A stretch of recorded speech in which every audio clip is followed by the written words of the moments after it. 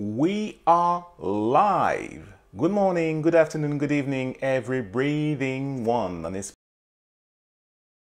espérant que cette vidéo te trouve dans les meilleures dispositions, avec tout un tas de bien-être et tout un tas de belles choses à laisser vivre et à laisser augurer sur ton parcours. Moi, personnellement, ça va, je me porte bien. C'est Improve Your English Daily, ta capsule quotidienne qui te fait passer un cap dans la pratique de la langue anglaise. Cette pratique est juste, en fait, Improve Your English, c'est cette méthode basée sur l'utilisation de tes passions, basée sur l'utilisation de ce qui te fait vibrer. Et l'anglais, dès lors que tu as un besoin d'utiliser cette langue ou que tu te sens intéressé par cette langue, ça ne devient plus qu'un outil, une technique réduite simplement à ce qu'elle est, un outil de communication vers l'international quand tu es francophone et que tu souhaites interagir avec des anglophones ou à l'international plus largement. Bienvenue dans cette nouvelle émission, c'est la 58e capsule déjà et on parle cette semaine notamment de tout ce qui concerne la conjugaison à un niveau advanced, à un niveau avancé. Donc je t'invite à être attentif. Les précédentes vidéos, j'ai déjà fait des capsules sur le principe de la concordance des temps. Je t'invite à consulter les capsules 56 et 57 pour les deux premiers volumes. Là, ça s'appelle le verbe précis au temps ajusté, concordance numéro 3. Donc, et on va rentrer dans le détail dans quelques instants. Juste avant, je t'annonce juste que dans la description de cette vidéo, il y a tous les liens pour me suivre sur l'ensemble des réseaux sociaux. Tu connais déjà la chose. Et aussi les principes de base, donc les niveaux un petit peu plus débutants de la conjugaison. J'en ai parlé dans les capsules qui vont de 31 à 35 dans ces eaux-là. Je t'invite à consulter la playlist, à consulter notamment la recherche, quelle que soit sur quelle plateforme vidéo tu me regardes, il y a la possibilité de pouvoir retrouver ces vidéos et te montrer comment je te les enseigne. Maintenant, entrons dans la conversation au sujet de ce troisième niveau de concordance des temps.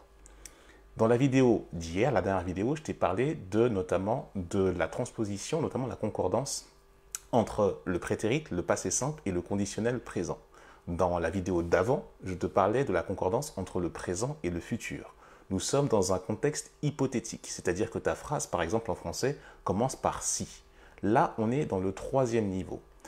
Typiquement, c'est comme si je t'avais dit en français « si j'avais su, je ne serais pas venu ». Par exemple, en français, tu sais te représenter ça. Si j'avais su, je ne serais pas venu. Si seulement j'avais su, je ne serais pas venu. Et bien là, tu as dans un premier temps le plus que parfait dans la première partie de la phrase, si j'avais su, je ne serais pas venu, et bien c'est l'expression du conditionnel passé. Et bien c'est exactement la même chose en anglais. Il te s'agit juste simplement de comprendre comment on fait pour pouvoir construire ces choses-là. Si j'avais su, if I had known, if I had known, l'auxiliaire avoir au prétérit, et known, donc qui est la forme participe du verbe to know, qui est un verbe irrégulier en plus, donc qui devient known, K-N-O-W-N. If I had known this, je ne serais pas venu. I would not have come. I would not have come. I would not have come, la base verbale, l'auxiliaire would pour le conditionnel, la marque du négatif, not, have come, donc have, l'auxiliaire avoir cette fois-ci au présent, et come qui est le participe de to come qui est le verbe venir en anglais. Là, il faut être très attentif. La première phrase est donc au plus que parfait. If I had known this, had, ici l'auxiliaire avoir est au passé, known, le participe du verbe savoir. I would never have come. Would, l'auxiliaire would qui suffit pour le conditionnel. Have reste à sa forme infinitive et come qui est la forme participe du verbe venir qui est un verbe irrégulier en anglais. C'est très important que tu connaisses donc cette structure-là.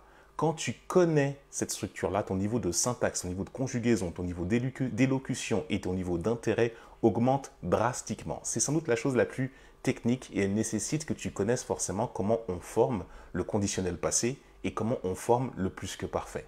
Et là, tu prends peut-être l'information, tu découvres et c'est OK. Le but du jeu, c'est de répéter, répéter. Et même moi, avec plusieurs années de pratique de l'anglais à mon actif, il faut encore que je réfléchisse encore un petit peu. Mais c'est normal. Je suis comme toi, un francophone qui parle avec des anglophones, qui échange, interagit avec des anglophones. Et forcément, c'est en pratiquant, en forçant cette chose-là, que ça devient de plus en plus intuitif et ça devient surtout de plus en plus mécanique à l'utilisation.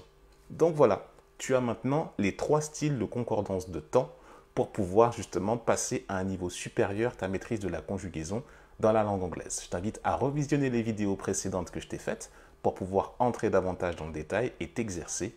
C'est vraiment quelque chose, là, je rentre dans quelque chose de très technique et il s'agit, comme je te le dis toujours, d'identifier quelle est ta passion, qu'est-ce que tu aimes faire, qu'est-ce qui vibre le plus haut pour toi, de manière à ce que cette chose-là devienne quelque chose de naturel et de pratique.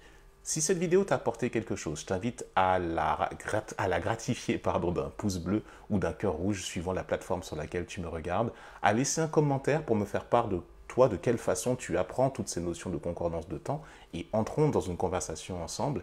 Et si tu es sensible à mon énergie, si tu souhaites creuser encore davantage et que le pourquoi, le principe de base de Improving Your English correspond à ce qui est au fond de toi, alors tu peux commander un cours à distance directement à mon attention. Tu cliques sur le lien qui est dans la description de cette vidéo et tu seras redirigé. Je serai notifié dès que tu auras validé et on prend un cours ensemble et tu vas comprendre justement comment on peut personnaliser le cours en fonction de tes objectifs et de tes besoins. Voilà la méthode, voilà comment ça fonctionne. See you until the next video. Have a blessed day today. Passe une très belle journée. On se retrouve demain pour la prochaine vidéo de Improve Your English Daily. Salut!